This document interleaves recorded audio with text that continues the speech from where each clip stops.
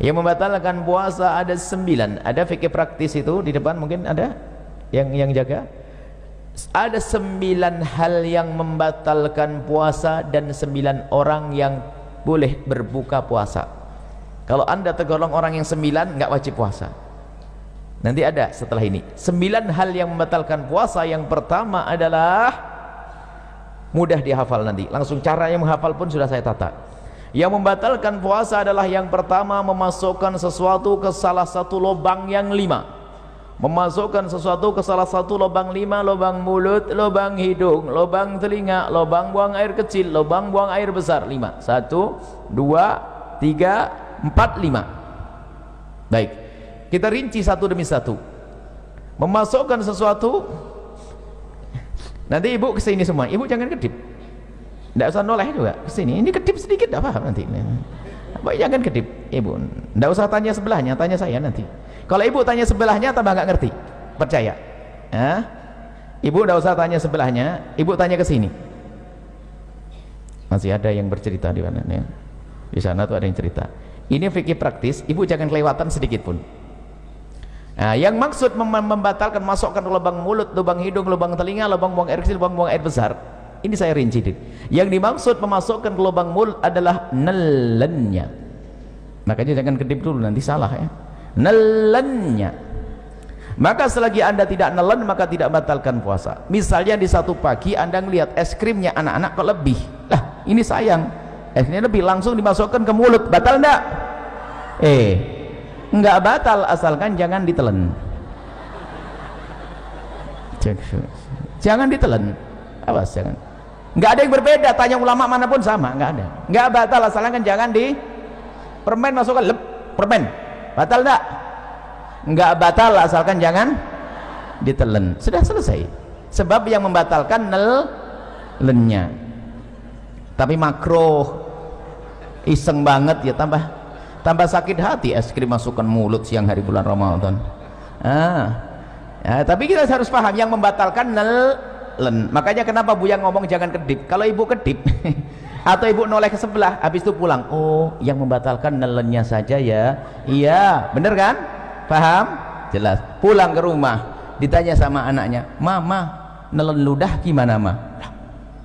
Saya tadi ngobrol. Makanya jangan ngobrol kalau ngaji, nggak usah tanya ke tetangganya. Ayo nelen ludah gimana? Kayaknya batal. Kok kayaknya, ini bagaimana sih? Harus jelas. Nelen ludah itu tidak membatalkan puasa dengan catatan ada 3. Jadi nelen ludah itu tidak membatalkan puasa asalkan ada catatan 3. Yang pertama, ludahmu sendiri. Sudah tidak usah bingung kalau belajar dengan kami, ibu matanya ke sini aja, ibu gak usah bingung, nanti ibu paham sendiri, tidak usah bingung, tidak usah. Saya pikir yang paling mudah itu ibu paham gampangnya. Yang pertama, ludah ditelan itu tidak membatalkan puasa asalkan ludah ibu sendiri. Ludahnya orang lain batal. Ya masa ludahnya orang ini. Ya cuman kalau ngomong ludahnya orang lain itu jangan dibayangin ada ludah di meja langsung itu jorok banget itu. Anda memang belum belajar bagaimana keharmonisan dalam rumah tangga. Ya mungkin sekali seorang suami kalau ciuman kan nggak batal puasa, tapi kalau tertukar lidah suami sama istri, Pak, ya gitu loh contohnya yang indah. Contoh kok jorok banget.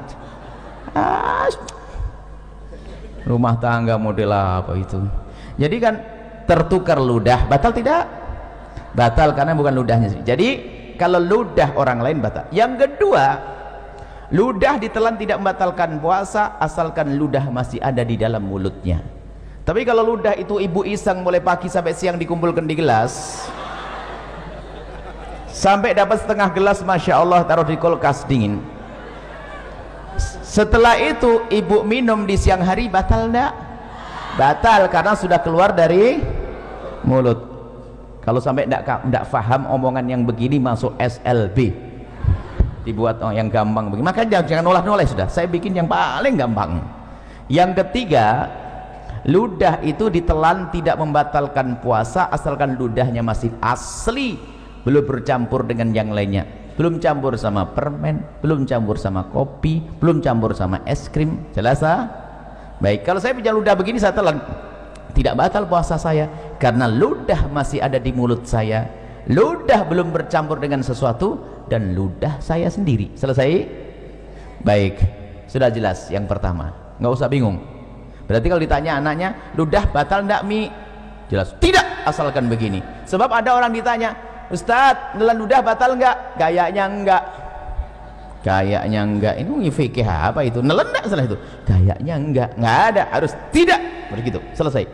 Kemudian setelah itu masukkan lubang hidung. Nah, masuk ke lubang hidung. Memasukkan ke lubang hidung membatalkan puasa. Langsung ada yang stres. Pengajian paling tidak enak. Kenapa Ibu? Saya punya hobi aduh, ini gimana ini? Nah, makanya kalau ngaji lanjutin, jangan ngobrol, jangan main HP. Ngaji main HP ketinggalan dengan ngobrol sama teman. Nah, yang dimaksud membatalkan puasa, memasukkan sesuatu ke lubang hidung adalah jika sesuatu itu telah kita masukkan sampai kepada batas yang seandainya yang kita masukkan itu air, kita akan merasakan panasnya gerak bagian atas, ya nak? Kalau kita masukkan air panas ya bagian atas. Maka kalau kita masukkan sesuatu ke lubang atas sampai bagian atas yang panas, itulah maka batal puasa kita. Tapi kalau kita masukkan sesuatu masih lubang bawah, itu tidak membatalkan puasa. Maka kami sampaikan kepada semuanya kabar gembira bagi yang suka hobi, bahwa ternyata ngupil tidak membatalkan puasa. Selesai. Cuman jangan di depan umum, malu lah ya, ditutup lah. Selesai. Paham atau belum? Saya sambung bab wudhu dulu. Wudhu berkumur batal enggak? Ibu kumur, ya Allah, ibu ini baru ustadznya belum pindah. Ibu kalau berkumur batal enggak? Nah, asalkan airnya jangan di gitu aja kok pusing nih, ngapain sih ngajinya bagaimana ini? Saya belum pergi. Kumur sunnah bahkan, bukan. Jadi ibu kalau bulan Ramadan tetap kumur ya, hukumnya sunnah. Coba batal enggak? Berarti omongan saya salah enggak tadi? Masukkan satu ke lubang mulut tidak batal asalkan jangan di selesai. Baru gamblang. Ada ibu yang bengong kok enggak batal masukin permen ya? Kok enggak batal masukin permen ya? Kok enggak batal? Makanya ngaji yang benar sekarang. Wong kumur sunnah kok. Baik, kalau kumur biarpun berpuasa. Kemudian saya kasih ilmu lagi. Kalau anda lagi berkumur di bulan Ramadan, kemudian sudah anda buang airnya, maka anda jangan ragu lagi. Biarpun ada rasa dingin-dingin itu dimaafkan. Asalkan waktu anda membuang air kumur tadi, anda buang 100%. Nggak ada yang ditahan sedikit pun. Kalau ada ditahan batal. Tapi dibuang, sisa dingin itu nggak ada masalah. Pasti ada sisa dingin karena apa? Air. Selesai ya? Sama di dalam berwudu istinsak, memasukkan air ke dalam hidung ya sekedarnya, jangan sampai ke derajat tempat yang panah. Itu adalah tidak membatalkan, hukumnya tetap sunnah.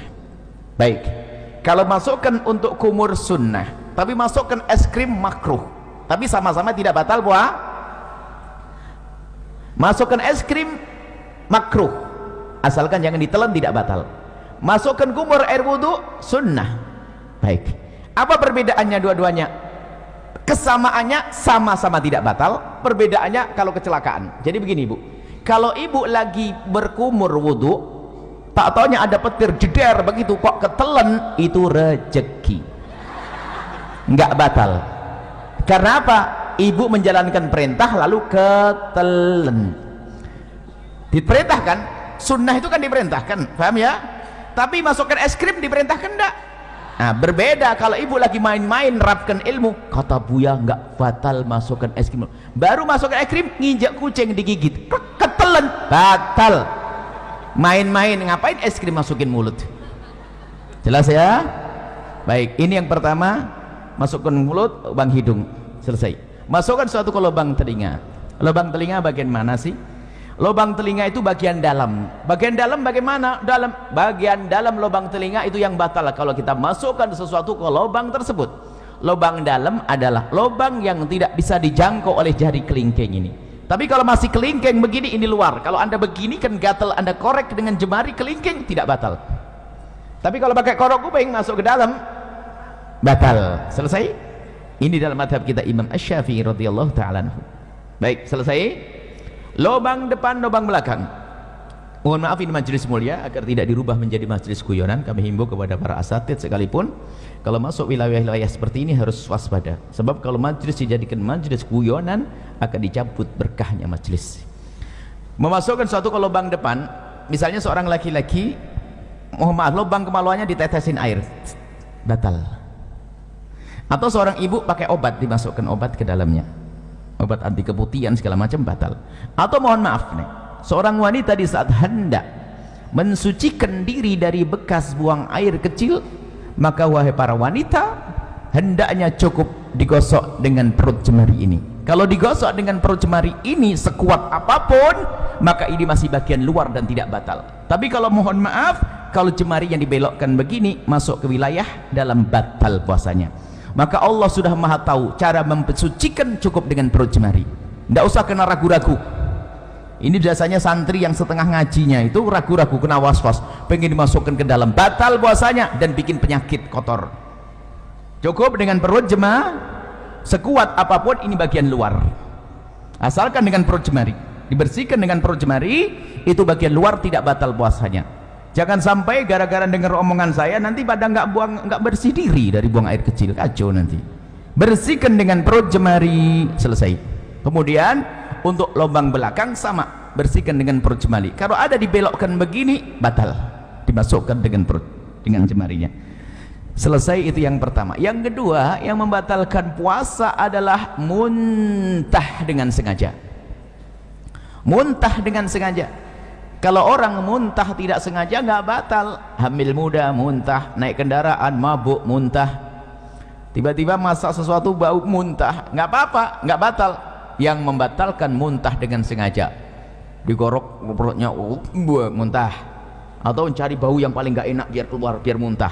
Kalau dengan sengaja tapi kalau tidak sengaja tidak batal. Dengan catatan, ini catatan ini umum, secara umum, asalkan habis muntah yang tidak sengaja tadi, jangan nelen ludah sebelum berkumur. Kalau nelen ludah habis muntah, ludahnya ditelan, batal puasanya. Kenapa begitu? Ini pemahamannya kembali yang pertama tadi. Muntahan dari dalam perut kita itu najis, lewat tenggorokan ke mulut. Berarti mulut kita kenapa? Kena najis. Najis itu cara mensucikannya dengan air, bukan dengan ludah. Maka kalau kita meludah 1000 kali biarpun mulut bersih, tetap najis. Maka cara membersihkannya mulut yang terkena najis, cukup ambil air bersih seperti ini, umur, selesai. Maka bagi yang kok muntah tanpa sengaja di siang hari, maka bulan Ramadan, maka bergegaslah mengambil air, jangan telan ludah dulu. Kalau memang meludah, dibuang ludahnya sampai ketemu air, berkumur. Setelah anda kumur sekali, boleh setelah itu ludah ditelan. Kenapa? Karena ludah ditelan menjadi batal puasa kalau habis muntah tadi sebelum berkumur, karena ludahnya sudah tidak murni lagi kayak pertama tadi. Ingat, karena ludah sudah bercampur dengan najis. Selesai ya, mudah dihafal. Yang pertama masuk ke satu ke lubang 5, yang kedua adalah muntah dengan sengaja, mirip muntah dengan itu satu paket. Kemudian yang kedua dan yang ketiga, yang ketiga dan keempat yang membatalkan puasa, yang ketiga adalah berhubungan, bersenggama biarpun tanpa keluar air mani. Cukup bersenggama, seorang suami mohon maaf memasukkan kemaluannya ke istri, biarpun baru sebentar lalu ditarik, itu membatalkan puasa. Biarpun sebentar, biarpun tidak keluar mani. Kami hanya membahas urusan suami istri. Bagaimana dengan zina? Sama, zina batal puasa. Naudzubillah. Menggauli kambing batal puasa. Cuman tidak dibahas di sini karena apa? Ya itu orang-orang bukan ahli iman itu, ya enggak? Kita bicara yang halal. Memasukkan, bersenggama, biarpun tanpa keluar mani, senggama yang sengaja. Ukuran membatalkan bagi seorang suami sederhana. Mohon maaf ini majelis mulia, Jika seorang suami sudah memasukkan semua wilayah kepalanya saja ke wilayah wanita, batal puasanya. Tidak harus semua batang kemaluannya, tapi cukup kepalanya saja sudah batal. Awas, ini harus paham di sini, hati-hati. Kemudian bagi seorang wanita berbeda. Kalau wanita tidak harus semua kepala kemaluan suami, tapi cukup kemasukan sedikit saja sudah batal. Kemasukan sedikit sudah batal. Masuk bab yang pertama tadi. Masuk yang pertama tadi, membatalkan suatu, masukkan suatu dengan sengaja. Maka saya ingatkan balik yang pertama. Mohon maaf, wahai para wanita, dicium suami tidak membatalkan puasa. Seorang suami, mungkin suamimu adalah orang yang sangat genit, sering cubit-cubit, gak batal puasa. Termasuk jika suamimu memegang wilayahmu, wahai para wanita, tidak batal puasa. Dengan catatan, asalkan jemarinya tidak dimasukkan. Kalau jemarinya dimasukkan dan anda membiarkan, batal puasa anda. Mohon maaf, ini majelis mulia, tolong diangkat wibawa supaya tidak jadikan bahan guyonan. Kemudian setelah itu, yang ketiga kan bersenggama biarpun tanpa keluar mani. Yang keempat adalah keluar mani dengan sengaja biarpun tanpa senggama. Keluar mani dengan sengaja, mohon maaf, naudzubillah, mungkin dengan onani, dengan apa, sengaja mengeluarkan mani, maka batal puasanya. Tapi kalau keluar mani tanpa sengaja, tidak batal puasa. Mungkin seorang lagi tidur di siang hari, ternyata mimpi basah, dilihat ada air mani, maka tidak batal puasanya. Selesai. Jadi keluar mani tanpa sengaja, biarpun tanpa senggama, selesai. Dapat berapa? 4. Sekarang 5, 6, 7. Biar ngapalnya gampang. 5, 6, 7, haid, nifas, melahirkan. Satu paket. Haid, nifas, melahirkan. Seorang wanita lagi puasa jam 5 sore keluar darah haid, batal puasanya. Seorang wanita yang ahli ibadah biarpun hamil tua tetap puasa. Setelah puasa di hari itu jam 4 sore bayi lahir, batal puasanya.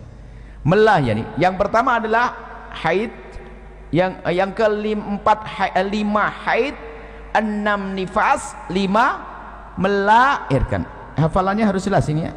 Melahirkan bayi atau bakal bayi. Tolong diingat kalimat bakal bayi di sini. Bayi atau bakal. Kalau bakal bayi itu apa? Keguguran. Jadi kalau keguguran batal enggak? Batal enggak? Hah? Iya, jangan kaget, digituin saja sudah berubah. Kan sudah ngomong bayi atau bakal bayi. Kalau kata bidan, aduh sabar, berarti batal puasanya. Selesai? Dapat 7. Yang ke-8 sendiri. Yang ke-8 adalah hilang akal. Hilang akal. Hilang akal ini ada 3 martabat, ada 3 model. Yang pertama adalah gila. Gila. Kalau ada orang gila, saya tidak bisa nyontohin. Gila itu gimana? Gila, misalnya lagi ngobrol begini kok tiba-tiba gila, batal puasanya. Biarpun gilanya sebentar. Lagi ngobrol tiba-tiba gila sebentar, batal puasanya. Gila membatalkan puasa. Hilang akal martabat yang kedua adalah pingsan. Hilang akal tidak pingsan? Pingsan membatalkan puasa kalau pingsannya itu sehari penuh. Habis sahur pingsan, sadar-sadar isya. Puasanya batal. Karena apa? Pingsannya sehari ini kebalikan dari gila tadi. Tapi kalau kita pingsan kok sempat sadar di siang hari biarpun sebentar, puasanya sah. Contoh, pingsan habis sahur, tak taunya bangun-bangun zuhur, kaget lihat matahari, pingsan lagi dia sampai isya. Puasanya sah atau tidak? Sah atau tidak? Sah, karena sempat sadar biarpun sebentar. Selesai. Hilang akal yang ketiga, tidur. Tidur ini tidak membatalkan puasa biarpun tidurnya sehari penuh. Habis sahur tidur, bangun-bangun isya. Bukan kerbau ini. Kalau kerbau masih suka bangun itu. Kalau ada orang tidur yang kayak begini, tidurnya apa nggak tahu. Bangun habis sahur, tidur, bangun-bangun ini, puasanya sah atau tidak? Sah atau tidak? Ya sah lah bu. Ini kan bukan bab sholat ibu, ini bab puasa. Kalau bab sholat lain cerita nanti ya. Lah kalau orang tidur beneran ya sholatnya nggak dosa kok. Orang tidur tuh termasuk udurnya sholat kok. Cuman ya keterlaluan, masa ada orang tidur kayak begitu. Baru sholatnya diqadha nanti. Tapi yang nggak sah itu sengaja, saya mau tidur nggak mau sholat. Nah ini nggak bener. Orang namanya tidur, ada tidur berapa tahun, 350 tahun ada kok, ya kan? Baik, jadi tidur tidak membatalkan puasa. Sama-sama hilang akal ya, harus paham. Hilang akal ada 3 model. Yang ke-9 adalah murtad. Murtad itu misalnya mengatakan Nabi Muhammad bukan Nabi, atau ada Nabi setelah Nabi Muhammad, atau Quran bukan wahyu dari Allah, atau merendahkan syiar, merendahkan adzan, merendahkan puasa, merendahkan haji, merendahkan surga, merendahkan neraka. Itu murtad, keluar dari iman. Kalau orang murtad langsung batal puasanya. Saya urai dari yang pertama. Setelah itu jangan mikir lagi setelah itu apa yang membatalkan. Yang membatalkan hanya 9. Yang pertama, masukkan satu ke lubang 5. Kedua, muntah. Seiring ya, muntah huruf usar masih di sini kan, lubang 5 kan sini, 1, 2, 3, 4, 5, muntah masih di sini. Yang kedua muntah. Yang ketiga dan keempat, bersenggama dan keluar mani. Bersenggama tanpa keluar mani. Yang keempat, keluar mani biarpun tanpa senggama. Hafal? Hafal belum? Kalau tidak hafal, tidak dilanjutin ini. 5, 6, 7 haid, nifas, melahir. Yang ke-8 hilang akal. Selesai. Hilang akal ada 3 model. Yang ke-9 apa? Murtad. Selesai, jangan mikir lagi setelah itu. Nah, kalau nanti ada yang bertanya, yang jawab temannya. Baik, saya coba, saya uji, saya tes.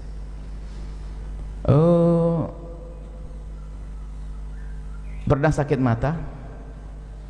Semoga tidak sakit, amin. Kalau sakit mata, pernah tidak dikasih obat? Pahit tidak di tenggorokan? Batal tidak puasanya? Kan baru di sini Bu Jas. Saya ngajar di sini kok bisa ngomong. Memang Bu yang ngomong ada mata tadi. Kok jadi batal, bagaimana ini ceritanya? Kok nambah sendiri? Inilah belajar yang nggak bener. Suka ngarang begini nih. Ayo. Memang saya ngomong apa? Mulut, mata. Hah? Oh hidung. Lah kok ada yang batal dari gimana Bu? Nah ini baru di tes 1 sudah gagal nih. Jangan-jangan yang lainnya nggak paham nanti. Coba, batal enggak masukkan ke mata, ke paha, masuk ke dalam. Wah, batal enggak? Jangan. Bahkan ini orang cerdas suatu ketika. Ini ikatan dokter. Ikatan dokter kalah sama Anda. Tiba-tiba, Buya, hukumnya cabut gigi siang hari bulan Ramadan batal enggak? Batal enggak coba? Gigi. Hah? Asalkan giginya jangan. Lah kok bingung gitu aja. Asal giginya jangan ditelan. Selesai. Kemudian ada lanjutannya, tapi Buya kan nanti darahnya terus ngalir akhirnya masuk ke dalam mulut. Berarti kamu takut ketelan darahnya kan? Iya Buya. Kalau begitu jangan cabut siang. Selesai. Tapi kalau selesai kok pusing. Belajar kok setengah-setengah. Makanya kalau ngaji itu yang bener. Ngaji ngantuk. Nah, jelas ya? Baik, nanti boleh tanyalah apalah setelah ini.